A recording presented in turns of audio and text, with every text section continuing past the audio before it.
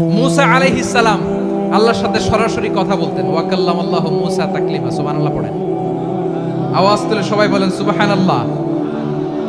এখন বনি ইসরাইল হচ্ছে পৃথিবীর সবচেয়ে গোয়ার জাতি।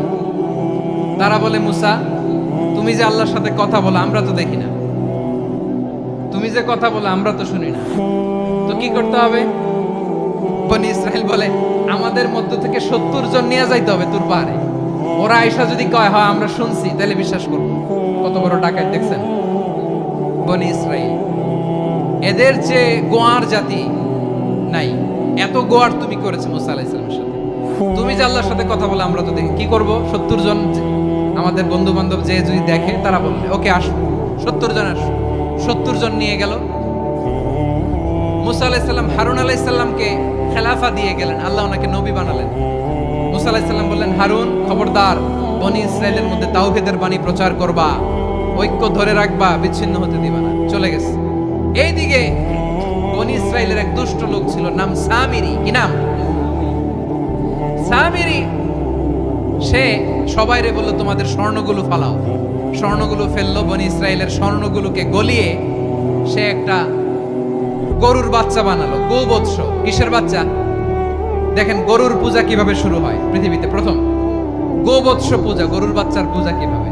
সে স্বর্ণ গলি গরুর বাচ্চা করে জিবরাইল আলাইহিস সালাম যে জমিনে এসেছিলেন, ওই ফেরেশতার পায়ের নিচের একটু মাটি সে বুদ্ধি করে প্যাকেটে রেখে দিয়েছিল। সে গরুর বাচ্চা বানায় স্বর্ণ দিয়ে গলিয়ে ওই মাটি এটার মধ্যে ঢুকাই দিছে বেলকি দেওয়ার জন্য। স্বর্ণ দিয়ে বানানো গোবৎস গরুর বাচ্চার গায়ে যখন সেই মাটি ছুঁড়ে দেয়া হলো, এখন বাছুরের ভেতর থেকে ভ্যাঁ ভ্যাঁ আওয়াজ আসতেছে। কি আসতেছে? সবাই তো অবাক। সামিরি বলে, আরে তোমরা যে 70 জন দিয়ে মুসা আলাইহিস সালামকে পাঠাইছো, ওইদিকে এত ঘুরতেছে, আল্লাহরে খুঁজে পায় না, আল্লাহ তো এটার ভিতরে ঢুকছে। নাউজুবিল্লাহ বলবেন না?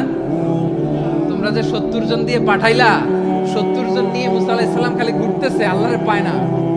পাবে কেমনে? আল্লাহ তো নাউজুবিল্লাহ এটার ভিতরে। সেজদা দাও।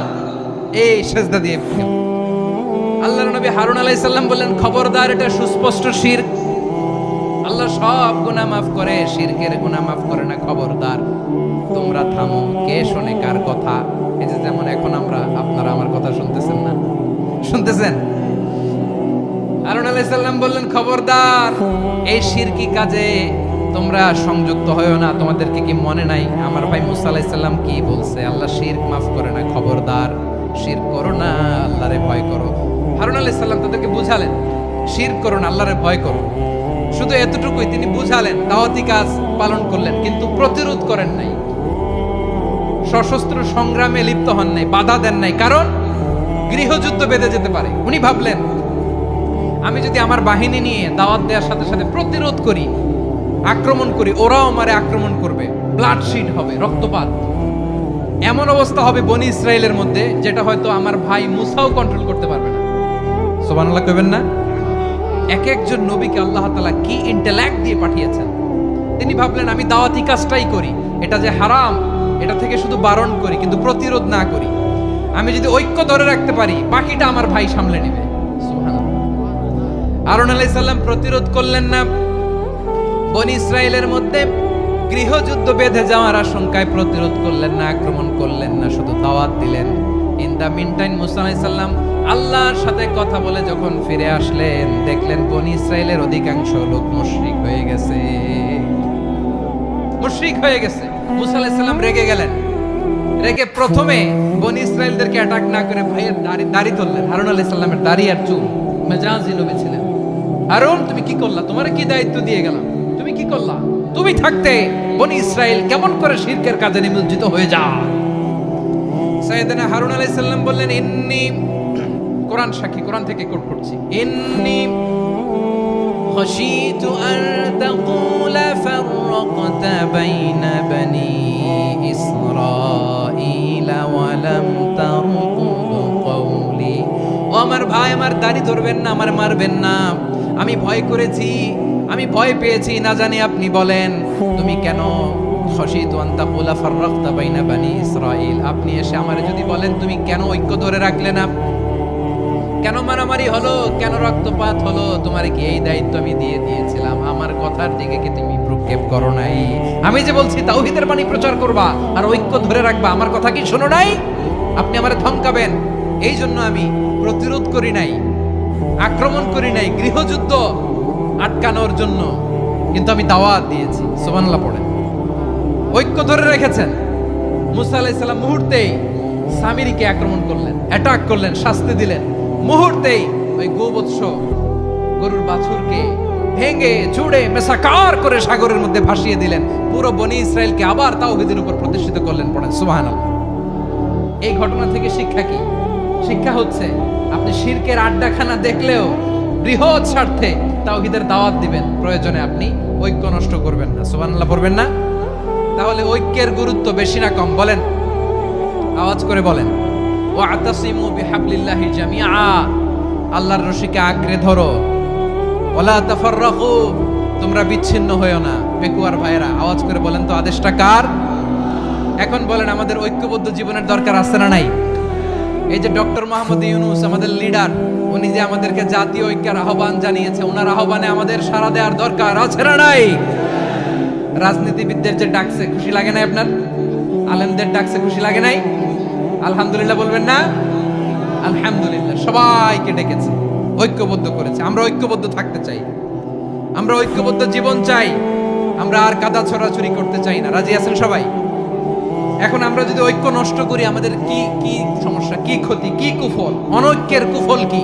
কয়েকটা কুফলের কথা বলে শেষ করব। প্রিয় ভাইরা, what are the drawbacks and disadvantages of division, social and political division in the society? Disunity. আমরা যদি বিচ্ছিন্ন হই, একে অপরের যদি মারামারি করি, একজন যদি আরেকজনের কাফের ফতোয়া দেয়, আমাদের কি ক্ষতি?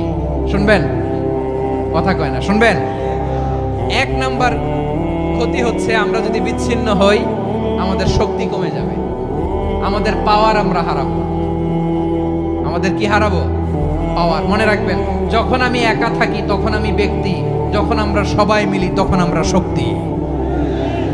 এই শক্তি নিয়ে আমাদের সামনে এগিয়ে যাওয়ার দরকার আছে না নাই? তাহলে আমরা যদি নিজেরা বিরোধে লিপ্ত হই, আমাদের ক্ষমতা, পাওয়ার ছুটে যাবে। আমরা এই পাওয়ার হারাতে চাই না, ঠিক কিনা বলেন? রব্বুল আলামিন ঠিক তাই বললেন। রব্বুল আলামিন বললেন, খবরদার, ওয়াতিউল্লাহ ওয়া রাসূলাহু ওয়া লা তানাযাউ ফাতাফশালু ওয়া তাযহাবা রিহুকুম ওয়াসবিরু ইন্নাল্লাহা মা'আস সাবিরিন। আল্লাহর আনুগত্য করো, নবীর আনুগত্য করো, কিন্তু খবরদার নিজেরা বিরোধে লিপ্ত হয়ো না, নিজেরা মারামারি করো না, তাহলে তোমাদের শক্তি কমায় দিবে কে? ফাতাফশালু, তোমরা সাহস হারাবা, ওয়া তাযহাবা রিহুকুম, তোমাদের শক্তি কমে যাবে, পাওয়ার কমে যাবে। তাহলে আমরা যদি নিজেরা মারামারি করি, আমরা নিজেরা যদি বিচ্ছিন্নতায় লিপ্ত হই, আমরা যদি মতানৈক্য করি, তাহলে আমাদের শক্তি কমে যাবে, ঠিক কিনা? আমরা শক্তি কমাবো। আচ্ছা, ছোট্ট একটা বাঁশের কঞ্চি যদি আপনারা দেয়, পায়ের মধ্যে ধাক্কা দিয়ে ভাঙতে পারবেন না? এরকম বাঁশের কঞ্চি যদি 20টা একসাথে জোড়া লাগায় দেয়, ভাঙতে পারবেন? কথা বোঝে নাই মনে হয়। চিকন একটা বাঁশের কঞ্চি দিলে ভাঙা যাবে না? এরকম চিকনই 20টা বাঁশের কঞ্চি একসাথে লাগাই দিলে ভাঙতে পারবেন? কারণ যখন আমি একা থাকি তখন আমি ব্যক্তি, যখন আমরা সবাই মিলি তখন আমরা শক্তি। আমরা যেন শক্তি না হারাই। আমরা বিরোধে লিপ্ত হলে আমাদের শক্তি কমে যাবে। এই হচ্ছে 1 নম্বর ডিসঅ্যাডভান্টেজ। 2 নম্বর ডিসঅ্যাডভান্টেজ হচ্ছে আমরা নিজেরা বিরোধে লিপ্ত হলে অন্যরা আমাদের মাথায় কাঁঠাল ভেঙে খাইতে সুবিধা হয়। কথা বুঝেন নাই? আমরা যদি বিরোধে লিপ্ত হই তাহলে পরাশক্তিগুলোর সুবিধা, তখন আমাদের কাউকে দিতে হবে ট্রানজিট, কাউকে দিতে হবে সেন্ট মার্টিন, কাউকে দিতে হবে দেশের অর্ধেক। চিল্লায় বলো ঠিক কিনা? নিজেদের প্রবলেম সলভ করার ক্যাপাসিটি আমাদের আর থাকবে না। আমরা যদি বিরোধে জড়াই, আমার কলিজার টুকরা পেকুয়ার ভাইরা, আমরা বিরোধ করব না, আমরা বিচ্ছিন্ন হব না। নিজেরা বিরোধে জড়ালে পরাশক্তিগুলো আমাদের মাথায় কাঁঠাল ভেঙে খায়। তখন ভারতের পিছনে দৌড়াতে, আমেরিকার পিছনে দৌড়াতে আমাদের জুতার তলা ক্ষয় হইয়া যাইবে। নিজেদের প্রবলেম সলভ করা যাবে না। আমরা যদি অন্যের পিছনে না দৌড়াতাম আর এই বিরোধকে থামাতে পারতাম, বাংলাদেশ আজকে যেখানে আছে তার কমপক্ষে 50 গুণ সামনে থাকতো। চিল্লায় বলেন ঠিক কিনা? তাহলে 1 নাম্বার ক্ষতি হচ্ছে আমাদের পাওয়ার লেস হয়ে যায়, আমরা দুর্বল হই যদি আমরা বিরোধ করি। 2 নাম্বার হচ্ছে পরাশক্তিগুলোর সুবিধা নেই। 3 নাম্বার হচ্ছে আমাদের উন্নয়ন, দেশের উন্নতি, অগ্রগতি এটা স্থবির হয়ে যায়, এটা বাধাগ্রস্ত হয়। প্রিয় ভাই, ইউনিটি, ঐক্য হচ্ছে একটা দেশের উন্নয়নের মূল ভিত্তি। দুইজন কইছে ঠিক, এদিকে এখন কয়েকজন কইছে ঠিক। ঐক্য হচ্ছে একটা দেশের, জাতীয় ঐক্য হচ্ছে কোন দেশের উন্নয়ন অগ্রগতির মূল ভিত্তি, ঠিক কিনা বলেন? ইউনিটি অফ এ কান্ট্রি, এটা হচ্ছে একটা সাস্টেইনেবল ডেভেলপমেন্ট, সোশ্যাল স্ট্যাবিলিটির জন্য এটা অনেক গুরুত্বপূর্ণ। এজন্য বিরোধের কোনো স্থান আমরা দিব না, আমরা ঐক্যবদ্ধ থাকবো ইনশাআল্লাহ বলেন। আর কখনো কাউরে কাফের বলে গালি দিবেন, তুই জাহান্নামী বলবেন, ঝগড়া লাগলে লাগাই দিবেন, তাহলে কি করবেন? মিলায় দিব। আওয়াজ করে বলেন কি করব? প্রিয় ভাইয়েরা, এই বিরোধ গত 50 বছর তো আমরা দেখেছি, ধর্মীয় অঙ্গন বলেন, সামাজিক অঙ্গন বলেন, রাজনৈতিক অঙ্গন বলেন, এই বিরোধ আমাদেরকে শেষ করে দিয়েছে। এই 24-এর ছাত্র নাগরিক অভ্যুত্থানের পরেও যদি সেই বিরোধ আমাদেরকে খায়, তাহলে এতগুলো তাজা জেনজির রক্ত বৃথা যাবে। চিল্লায় বলো ঠিক কিনা? আমরা এই রক্তগুলো কি বৃথা দিতে চাই না, বৃথা যেতে দিতে চাই না। আমরা ঐক্যবদ্ধ থাকতে চাই। রাজি আছেন? আমরা আর কাদা ছড়াছড়ি করব না। অনেক হয়েছে আন্না, এবার থামুন। অনেক হয়েছে আন্না। প্রথমেই আমি এদেশের সম্মানিত আলেম সমাজকে বিনয়ের সাথে অনুরোধ করব, আসুন আমরা ঐক্যবদ্ধ হই। আজকের এই পেকুয়ার ঐতিহাসিক তাফসীরুল কোরআনের প্রোগ্রাম থেকে আমি সম্মানিত আমার মাথার তাজ ওলামাদেরকে জাতীয় ঐক্যের আহ্বান জানাই। পেকুয়ার এই ঐতিহাসিক তাফসীরুল কোরআনের প্রোগ্রাম থেকে আমি আমার সম্মানিত রাজনৈতিক ব্যক্তিবর্গদেরকে জাতীয় ঐক্যের আহ্বান জানাই। অনেক হয়েছে আন্না।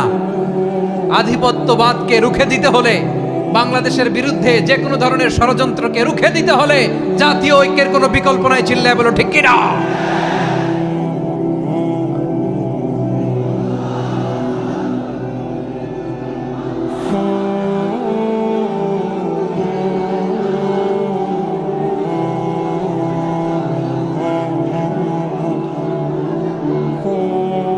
আমার প্রিয় ভাইয়েরা, আমার ভাইয়েরা, আর কাদা ছড়াছড়ি করব না ইনশাআল্লাহ বলেন। আল্লাহুম্মা ফারশাদ। আল্লাহ তুমি সাক্ষী থাকো, আল্লাহ তুমি তৌফিক দাও। আওয়াজ করে পড়েন আমিন। আর একে অন্যকে কাফির বলে গালি দিব না, ঠিক কিনা বলেন? রাজি আছেন? ধ্বংস করে দিয়েছে আমরা আমাদেরকে। আপনারা হালাকু খানের নাম শুনেছেন? মঙ্গল অধিপতি হালাকু খান বাগদাদের আমাদের বিশাল দারুল হিকমা লাইব্রেরিকে ধ্বংস করেছে। 10 লক্ষ মুসলমানদেরকে কচুকাটা করে গণহত্যা করেছে। জানেন, আমাদের সভ্যতা সূতিকাগারের কেন্দ্রবিন্দু ছিল বাগদাদ।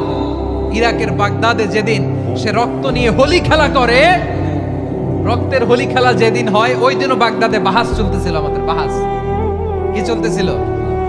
আপনাদের এলাকায় বাহাস আছে? এই প্রচলিত বাংলাদেশে যে বাহাস, এটার সাথে ইসলামের কোনো সম্পর্ক আছে? এই পর্যন্ত বাহাসের পরে পরাজয় বরণ করছে এরকম কোন দল আপনারা পাইছেন? আমি পাই নাই। প্রত্যেক দলই বাহাসের পরে সংবাদ সম্মেলন করে বলে আমরা জয়লাভ করিয়াছি, ওনারা পালাইয়া চলিয়া গিয়াছে। আছে না নাই? কারণ সত্য জানার জন্য, সত্য মানার জন্য আসে না তো, নিজের জ্ঞান জাহির করার জন্য বাহাস করে। বিপক্ষ দলের আলেমকে ছোট করার জন্য বাহাস করে। এই বাহাসের স্থান ইসলামে নাই। চিল্লায় বলো ঠিক কিনা? এই সমস্ত বাহাসের দিন শেষ। ঐক্যবদ্ধ হওয়ার বাংলাদেশ। প্রিয় ভাইরা, হালাকু খান সে দারুল হিকমা লাইব্রেরি জ্বালিয়ে পুড়িয়ে এই সব দামি দামি বইগুলো, আমাদের দামি দামি ঐতিহাসিক তুরাসি ক্লাসিক বইগুলোকে দজলা নদীতে ফেলেছে। পুরা দজলা নদী কালো হয়ে গিয়েছে। 10 লক্ষ মুসলমানকে গণহত্যা চালিয়ে এই রক্তের বন্যা যখন দজলা নদীর পানিতে মিশে গিয়েছে, দজলা নদীর পানি লাল হয়ে গিয়েছে। যেই দিন বাগদাদে গণহত্যা চলে, ওই দিনও বাগদাদে বাহাস চলতেছিল। কিসের বাহাস জানেন? মেসওয়াক, ডান মারি থেকে করা সুন্নাহ, এটা আমরা জানি। এখন কি উপরের মারি না নিচের মারি? বাহাজের বিষয়, এই বাহাজ করবেন আপনারা। বিশ্ব যখন এগিয়ে চলেছে, আমরা তখন বসে বিবি তালাকের ফতুয়া খুঁজেছি কোরআন হাদিস চষে। তালাক ইসলামের অনেক গুরুত্বপূর্ণ অনুষঙ্গ। তালাক কোরআনের একটা সূরা। কিভাবে তালাক হবে না হবে আমাদের ফুকাহায়ে ইকরাম, আমাদের আকাবেররা সব বলে গিয়েছে, সব জানা। আপনি হয় এটা মানবেন, নয় ওইটা নিয়ে বাহাসের দরকার নাই, ওইটা নিয়ে মারামারির স্থান ইসলামে নাই। আওয়াজ করে বলেন ঠিক কিনা? এখন পেকুয়ার ভাইরা, শেষ কথা বলি, আওয়াজ করে বলেন আমরা ঐক্যবদ্ধ হতে চাই কি চাই না? চান? এই যে আমি বিনয়ের সাথে আলেম সমাজকে জাতীয় ঐক্যের আহ্বান জানালাম, এটার সাথে আপনারা সংহতি প্রকাশ করেছেন? বিনয়ের সাথে আজকের এই পেকুয়ার ময়দান থেকে আমাদের রাজনৈতিক নেতৃবৃন্দদেরকে জাতীয় ঐক্যের আহ্বান জানাই, আপনারা সংহতি প্রকাশ করেছেন? এখন এটা রোড ম্যাপ কি, কিভাবে আমরা ঐক্য প্রক্রিয়াতে এগিয়ে যাব? শেষ কথা বলি, একেবারে সহজ। আমাদের ওলামা মাশায়েখদেরকে, আমার মাথার তাজ, তাদেরকে আমরা বলি, এই যে আমরা ঐক্যবদ্ধ হই নাই, আমরা কি বড় কিছু অর্জন করে ফেলছি? বলেন, আমরা কি খুব পাওয়ার সম্মানের জায়গায় আছি? খুব স্ট্রেংথের জায়গায় আছি? তো কিছুই তো নাই। আপনি ঐক্যবদ্ধ হইলে সমস্যা কোথায়? এমন তো না ঐক্যবদ্ধ না হওয়ার কারণে এতদিন আপনার অনেক কিছু ছিল, ঐক্যবদ্ধ হলে আপনি হারাবেন, এমন তো না। তো কিছুই যেহেতু আপনার নাই, আমার নাই, ঐক্যবদ্ধ হলে আমরা সমস্যা কোথায়? ঐক্যবদ্ধ হয়েই দেখি না, ঠিক কিনা? ঐক্যবদ্ধ হওয়ার দুইটা ওয়ে। রাজনৈতিক ঐক্য কিভাবে হবে? রাজনৈতিক সম্মানিত নেতারা ঠিক করবেন। আলেমরা কিভাবে ঐক্যবদ্ধ হবেন? শেষ কথা বলে শেষ করছি, খুব গুরুত্বপূর্ণ। This is the punching line. এদিকে তাকান। ঐক্য হবে দুইটা পদ্ধতিতে। একটা হচ্ছে কমন গ্রাউন্ড নিয়ে, বেসড অন কমন গ্রাউন্ড। যেমন ধরেন, আমরা নামাজ কায়েম করতে চাই, জামাত ইসলাম এই কথার উপর একমত আছে না নাই? নামাজ কায়েম হোক, একমত না জামাত ইসলাম? হেফাজত একমত না? ইসলামী আন্দোলন একমত না? তাবলীগের ভাইয়েরা একমত না? পীরের মুরিদেরা একমত না? আপামর তাওহীদি মুসলিম জনতা একমত না? তাহলে নামাজ কায়েম করতে হবে, নামাজ কায়েম করতে হবে এই কমন গ্রাউন্ডে আমরা সবাই একমত, ঠিক কিনা? যাকাত আদায় করতে হবে, সবাই একমত, ঠিক কিনা? কথা নাই, কথা নাই। যাকাত আদায় করতে হবে, সবাই একমত, ঠিক কিনা? নারীদের পর্দা করতে হবে, শালীন পোশাক পরতে হবে, একমত সবাই, ঠিক কিনা? বৈষম্য বিরোধী বাংলাদেশ চাই, সবাই একমত, ঠিক কিনা? Meritocracy, meritocracy. আর কোন মামা চাচার ফোনে পদ দিলে হবে না, মেধার ভিত্তিতে সবগুলো পদ ঠিক করতে হবে। চিল্লায় বলো ঠিক কিনা? আমরা একমত না? স্বাধীনতা সার্বভৌমত্বের প্রশ্নে আমরা সবাই একমত, ঠিক কিনা? আমার নবীরে গালি দিলে রাষ্ট্রীয়ভাবে সর্বোচ্চ শাস্তি তার নিশ্চিত করতে হবে, ঠিক কিনা? এরকম 10টা কমন গ্রাউন্ড আমাদেরকে, 1 2 3 4 5, 10টা কমন গ্রাউন্ডে আমরা সবাই এক। এই 10টা কমন গ্রাউন্ডকে সামনে রেখে বিশাল জনসমাবেশ করেন সোহরাওয়ার্দীর ময়দানে, সবাই আসেন। জামাত ইসলাম, হেফাজতে ইসলাম, ইসলামী আন্দোলন, পীরের মুরিদ, তাবলীগ, খেলাফত মজলিস, সবাই একসাথে হন। তাহলে সবাই জানবে যে এই 10টা বিষয় আমরা একমত। বলেন, এই ঐক্যতে আপনার দরবার যাবে? দরবার নষ্ট হবে? আপনার দল নষ্ট হবে? আপনার আকীদা নষ্ট হবে না? আমার মাথার তাজ সম্মানিত ওলামায়ে ইকরাম, এই 10টা কমন গ্রাউন্ডে যদি এক হন, আপনার আকীদা নষ্ট হবে? আপনার আকীদা আপনার, আমার আকীদা আমার, আপনার দল আপনার, আমার দল আমার, আপনার পলিসি আপনার, আমার পলিসি আমার, কারো কিছু নষ্ট হবে না। কিন্তু যে বিষয়ে আমরা সবাই একমত, এরকম 10টা মৌলিক পয়েন্টে আমরা একমত হতে চাই কি চাই না? আমরা যদি একটু পেছন থেকে শুরু করি, ব্যাক টু দ্য হিস্ট্রি, তাহলে দেখবো এই যে বিষ্ণু ইসলাম 570 খ্রিস্টাব্দে আব্দুল্লাহ এবং আমেনা ওনাদের ঘর উজাড় করে আলোকিত করে পৃথিবীতে শুভাগমন করেছিলেন। এ ধরার বুকে ওনার শুভাগমনের 2000 বছর আগে সাইয়েদনা ইব্রাহিম আলাইহিস সালাম ওনার আগমনের জন্য আল্লাহ তাআলার কাছে প্রার্থনা করেছিলেন। We have to connect the dots. History বুঝতে হলে আপনাকে ডটগুলো একটু কানেক্ট করে নিতে হবে। বিষ্ণু ইসলামের ধরার বুকে শুভাগমনের 2000 বছর আগে মক্কার ধুধুমরু প্রান্তরে আল্লাহ খালিল ইব্রাহিম আলাইহিস সালাম আল্লাহর কাছে একটা দোয়া করেছেন। সেই দোয়াটি দিয়ে আমি শুরু করেছি। সূরাতুল বাকারার 129 নম্বর আয়াতে আল্লাহ তাআলা এই দোয়াটি, সাইয়েদনা ইব্রাহিম আলাইহিস সালামের দোয়াটি হুবহু কোট করেছেন। তিনি দোয়া করেছেন, রব্বানা ওয়াবআথ ফীহিম রাসূলাম মিনহুম ইয়াতলু আলাইহিম আয়াতিক ওয়া ইউআল্লিমুহুমুল কিতাবা ওয়াল হিকমাতা ওয়া ইউযাক্কিহিম ইন্নাকা আনতাল আজিজুল হাকীম। হে আমাদের রব, এই জনপদে তাদের মধ্য থেকে আপনি একজন রাসূল পাঠান, যিনি তাদেরকে আপনার আয়াত তেলাওয়াত করে শোনাবে, আপনার কিতাব শিক্ষা দিবে, প্রজ্ঞা শিক্ষা দিবে এবং তাদেরকে শুদ্ধাচারী বানাবে। এই দোয়াটা সেদিন ইব্রাহিম আলাইহিস সালাম করেছিলেন। আর এই দোয়ার বদৌলতে প্রায় 2000 বছর পরে ধরার পক্ষে বিষ্ণু ইসলামের আগমন। সুবহানাল্লাহ বিহামদিহি। এবং রাসূল সাল্লাল্লাহু আলাইহি ওয়াসাল্লাম প্রায় বলতেন, আনা দাওয়াতু আবি ইব্রাহিম, আমি আমার পিতা, আদি পিতা ইব্রাহিমের দোয়ার ফসল। আমার পিতা আমার জন্য দোয়া করেছিলেন। সাইয়েদনা ইব্রাহিম আলাইহিস সালামের 2 সন্তান ছিল, ইসহাক এবং ইসমাঈল আলাইহিস সালাম। রিপিট, আমি আবার বলি, একদিকে ইসহাক আরেকদিকে ইসমাঈল। আমার সাথে সাথে বলেন, একদিকে আরেকদিকে 2 সন্তান। তো এই যে ইসহাকের যে লিনিয়েজ বা চ্যানেল, পৃথিবীর সব নবী এই চ্যানেলে এসেছে। সেদিন ইসমাইলের লিনিয়েজ বা চ্যানেলে কোন নবী আসেনি। হাজার হাজার নবী, শত শত নবী সাইয়েদনা ইব্রাহিম আলাইহিস সালামের পরে যারাই এসেছে সবাই ইসহাকের চ্যানেলে এসেছে। ইসমাইল ইসলামের চ্যানেলে কোনো নবী নেই। এবং পৃথিবীর সব নবীরা ওনাদের উম্মতের কাছে বলতেন যে এই যে নবী আসার ধারাবাহিকতায় সর্বশেষ একজন নবী আসবেন, তিনি হবেন সবার সেরা, সবার সেরা নবী হবে। তাহলে ইব্রাহিম আলাইহিস সালামের 2 সন্তান, একদিকে ইসহাক আর একদিকে ইসমাঈল। নবী এসেছে কি ইসমাঈলের চ্যানেলে না ইসহাকের চ্যানেলে? ইসহাকের চ্যানেলে। হাজার হাজার prophet came to this channel, এই চ্যানেলে এসেছে। এবং তারা সবাই বলতো সর্বশেষ যিনি আসবেন তিনি হবেন সবার সেরা। ফলে এই জেনারেশনগুলোতে তাদের মধ্যে একটা বদ্ধমূল ধারণা হয়ে গিয়েছিল যে সর্বশেষ নবীটা যে আসবে উনিও এই চ্যানেলেই আসবে। যে তারা দেখতে পাচ্ছে হিস্ট্রিক্যালি এই চ্যানেলে, ইসমাইলের চ্যানেলে কোনো নবী নাই, নবী ছাড়া একটা চ্যানেল। সব নবী আসছে ইসহাক আলাইহিস সালামের চ্যানেলে। ফলে তাদের একটা ধারণা ছিল সর্বশেষ সর্বসেরা যে নবী উনিও আসবেন এদিক দিয়ে। কিন্তু আল্লাহ তাআলা তাদের ধারণাকে নস্যাৎ করে দিয়ে সর্বশেষ নবীকে ইসহাকের চ্যানেলে পাঠান নাই। সর্বশেষ নবী, আখিরি নবী, বিশ্ব নবী মুহাম্মদুর রাসূলুল্লাহ সাল্লাল্লাহু আলাইহি সাল্লামকে আল্লাহ তাআলা ইসমাঈল আলাইহিস সালামের চ্যানেলে পাঠিয়ে দিয়েছেন। দেখছেন, চেঞ্জিং দ্য লিডারশিপ ফ্রম বনি ইসরাইল টু বনি ইসমাঈল। সাইয়েদনা ইব্রাহিম আলাইহিস সালামের ছেলের নাম ইসহাক, ইসহাকের ছেলের নাম ইয়াকুব। ইয়াকুব আলাইহিস সালামের একটা উপাধি হচ্ছে ইসরাইল। ইসরাইল মানে হচ্ছে আব্দুল্লাহ, মানে আল্লাহর বান্দা। ফলে ওনার যত ডিসেন্ডেন্ট সন্তান তারা সবাই হচ্ছে বনি ইসরাইল, ইসরাইলের বংশধর। তো সব নবীকে আল্লাহ এখানে পাঠালেও শেষ নবীকে আল্লাহ তাআলা পাঠিয়েছেন ইসমাইলের চ্যানেলে। তার মানে বিশ্বনবী বনি ইসরাইল নন, বিশ্বনবী হচ্ছেন বনি ইসমাইল, ইসমাইলের চ্যানেলে এসেছে। আলহামদুলিল্লাহ বলেন। তাহলে লিঙ্ক আপটা বুঝতে পেরেছেন তো না, কিভাবে বিষ্ণু ইসলাম আসলেন? রাসূল ইসলাম প্রায় এভাবে বলতেন যে আনা দাওয়াতু আবি ইব্রাহিম, আমি আমার পিতা ইব্রাহিমের দোয়ার ফসল। তিনি দোয়া করেছিলেন মক্কার ধুধু প্রান্তরে যে আল্লাহ এই জনপদে একজন নবী দিও। ওনার দোয়ার 2000 বছর পরে আল্লাহ তাআলা এই দোয়া কবুল করেছেন। আমরা তো তাহাজ্জুদের সময় দোয়া করে এরপরের দিন হুজুরের কাছে মাসালার জন্য যাই, হুজুর দোয়া তো কবুল হয় না। এত দোয়া করলাম আল্লাহ তো শোনে নাই। 1 মাস দোয়া করে অস্থির হয়ে যায়। এরপর অনেকে বলে হুজুর কাবার গিলাফটা ধরে দোয়া করেছে, কই কিছু তো পাইলাম না।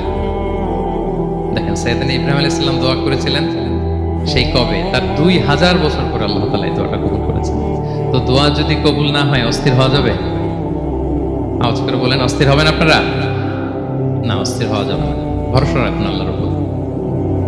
তো বিষ্ণু বলতেন আনা দাওয়াতু আবি ইব্রাহিম, আমি আমার পিতা ইব্রাহিমের দোয়ার ফসল। আবার বলতেন বিশারাতু আখি ঈসা, আমি আমার ভাই ঈসার সুসংবাদের ফসল। মানে রাসূল সাল্লাল্লাহু আলাইহি ওয়াসাল্লামের ইমিডিয়েট আগের যে নবী ঈসা আলাইহিস সালাম, উনি এসেই বলে দিয়েছিলেন যে ইয়াতি মিন বাদি ইসমুহু আহমদ, আমার পরে এক নবী আসবে তার নাম হবে আহমদ। তাহলে দেখেন বিশ্ব নবী যে আসতেছে এটা অ্যানাউন্সমেন্টের জন্য আল্লাহ একজন নবী পাঠিয়ে দিয়েছে। He is coming. বিশ্ব নবীর স্ট্যাটাস বুঝতে পারছেন? হি ইজ কামিং, উনি আসতেছেন, এটা বলার জন্য আল্লাহ একজন নবী পাঠিয়ে দিয়েছেন, জিসাস ক্রাইস্টকে, ঈসা আলাইহিস সালামকে পাঠিয়েছেন। তো রাসূল সাল্লাল্লাহু আলাইহি ওয়াসাল্লাম বলতেন বিশারাতু ঈসা, আমি ঈসার সুসংবাদের ফসল। আবার বলতেন ওয়া রুইয়া উম্মি আমিনা, আমি আমার মা আমিনার স্বপ্নের ফসল। রাসূল সাল্লাল্লাহু আলাইহি ওয়াসাল্লামের মা আমিনা যখন কনসিভ করেছেন রাসূল সাল্লাল্লাহু আলাইহি ওয়াসাল্লামকে পেটে, তিনি মাঝে মাঝে স্বপ্নে দেখতেন যে ওনার পেট থেকে একটা আলো বের হয়ে পারস্য সিরিয়ার প্রাসাদগুলোর মধ্যে ঝলকানি দিচ্ছে। নূর আদাআত মিনহু কুসুর আশ-শাম, শাম দেশের প্রাসাদগুলোকে আলোর ঝলকানি দিচ্ছে। এটা হচ্ছে একটা আলামত যে বিষ্ণু ঈসা ইসলামের শিক্ষা, ওনার ডমিনেশন গোটা বিশ্বব্যাপী ছড়িয়ে যাবে। সুবহানাল্লাহ বিহামদিহি। তাহলে আমরা হিস্ট্রিটাকে কানেক্ট করে নিলাম।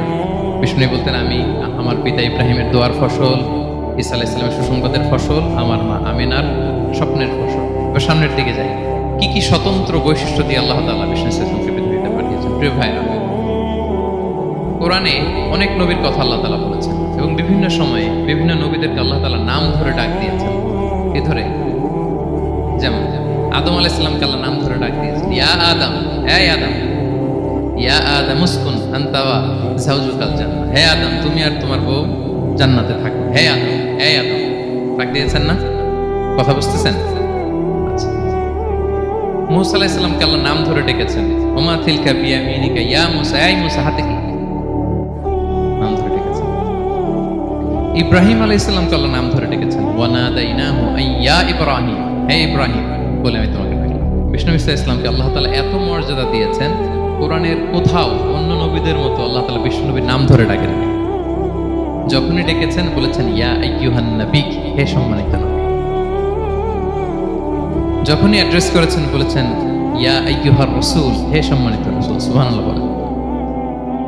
4 জায়গায় বিষ্ণু ঈসা ইসলামের নাম এসেছে কোরআনে মুহাম্মদ নামে, আর এক জায়গায় আহমদ। এই 4 জায়গায় মুহাম্মদ যে উল্লেখিত হয়েছে, একটি জায়গায়ও নাম ধরে ডাকেন নাই, বরং ওনার রিসালাত, ওনার নবুয়তের বর্ণনা দিয়েছেন। যেমন মুহাম্মাদুর রাসূলুল্লাহ সাল্লাল্লাহু আলাইহি ওয়াসাল্লাম, মুহাম্মদ হচ্ছেন আল্লাহর রাসূল, এটা একটা কোরআনের আয়াত। এখানে নাম ধরে ডাকছে, মুহাম্মদ হচ্ছেন আল্লাহর রাসূল, এখানে কি নাম ধরে ডাকা হয়েছে? না। ওমা মুহাম্মাদুন ইল্লা রাসূল ক্বাদ খালাত মিন ক্বাবলিহির রুসুল, মুহাম্মদ রাসূল ছাড়া কেউ নন, তার আগে এরকম অনেক রাসূল পৃথিবী থেকে চলে গিয়েছে। এই আয়াতে নাম ধরে ডাকছে না। 4 বার মুহাম্মদ শব্দটা কোরআনে উল্লেখিত হয়েছে, একবারও নাম ধরে ডাকেনি। সুবহানাল্লাহ পড়েন। আর একবার উল্লেখিত হয়েছে আহমদ, যেটা ঈসা আলাইহিস সালামের ভাষা, ইয়াতি মিন বাদি ইসমুহু আহমদ, আমার পরে এক নবী আসবে, তার নাম হবে আহমদ। তাহলে দেখেন বিষ্ণু ইসলামকে আল্লাহ তাআলা এত সমীহ করেছেন, এত সম্মান দিয়েছেন, এত মর্যাদা দিয়েছেন যে কোরআনে কোথাও অন্য নবীদের মতো আল্লাহ তাআলা বিষ্ণু নবীর নাম ধরে ডাকেন নাই। যখনই ডেকেছেন ইয়া আইয়ুহান নবী, ইয়া আইয়ুহার রাসূল, হে সম্মানিত রাসূল, হে সম্মানিত। আলহামদুলিল্লাহ বলেন। এরপর বিষ্ণু ইসলাম বলতেন, আনা সাইয়্যিদু ওয়ালদি আদম, আমি হচ্ছি আদম আলাইহিস সালামের যত সন্তান পৃথিবীতে আসবে সবার লিডার। সুবহানাল্লাহ বলবেন না? আনা সাইয়্যিদু ওয়ালদি আদম, আমি আদম আলাইহিস সালামের যত সন্তান আসবে, I am the leader of the all sons of আদম, আদমের সব সন্তানের লিডার হব আমি পৃথিবীতে। তিনি লিডার। এবং বিষ্ণুই বলেন, আল্লাহ তাআলা যখন সব কিছু সৃষ্টি করলেন, পুরো খালকে যখন সৃষ্টি করলেন, 2টা ভাগ করলেন, ভালো আর খারাপ। আমি মুহাম্মদ সাল্লাল্লাহু আলাইহি ওয়াসাল্লামকে আল্লাহ তাআলা ভালোর মধ্যে ঢুকাই দিলেন। এই ভালো মানুষগুলোর মধ্যে থেকে আল্লাহ অনেকগুলো গোত্র নির্বাচিত করলেন, আমাকে সবচেয়ে শ্রেষ্ঠ গোত্রে ঢুকাই দিলেন। এই গোত্রগুলোর মধ্যে অনেকগুলো বাড়ি আছে, সবচেয়ে শ্রেষ্ঠ বাড়িতে আল্লাহ তাআলা আমাকে ঢুকাই দিলেন। সুবহানাল্লাহ। আরেক বর্ণনায় এসেছে যে আল্লাহ তাআলা ইসমাঈল আলাইহিস সালামের বংশধরদের মধ্য থেকে কেনানাকে সিলেক্ট করেছেন, কেনানার মধ্য থেকে আল্লাহ কুরাইশকে সিলেক্ট করেছেন, কুরাইশের মধ্য থেকে আল্লাহ তাআলা বনু হাশিমকে সিলেক্ট করেছেন। বিষ্ণু ইসলাম কিন্তু হাশিমি খানদান, কুরাইশের মধ্য থেকে তিনি বনু হাশিমকে সিলেক্ট করেছেন, আর বনু হাশিমের মধ্য থেকে আল্লাহ তাআলা আমাকে সিলেক্ট করেছেন। সুবহানাল্লাহ। এবং তিনি বলতেন, ওয়া আনা হামিলু লিওয়াইল হামদি ইয়াউমাল কিয়ামাতি ওয়া তাহতাহু আদম, কিয়ামতের দিন আমি প্রশংসার পতাকা নিয়ে দাঁড়িয়ে থাকবো কিয়ামতের ময়দানে, আর ওই পতাকার নিচে স্বয়ং আদম আলাইহিস সালাম থাকবে, ওনার হাতে থাকবে প্রশংসার পতাকা।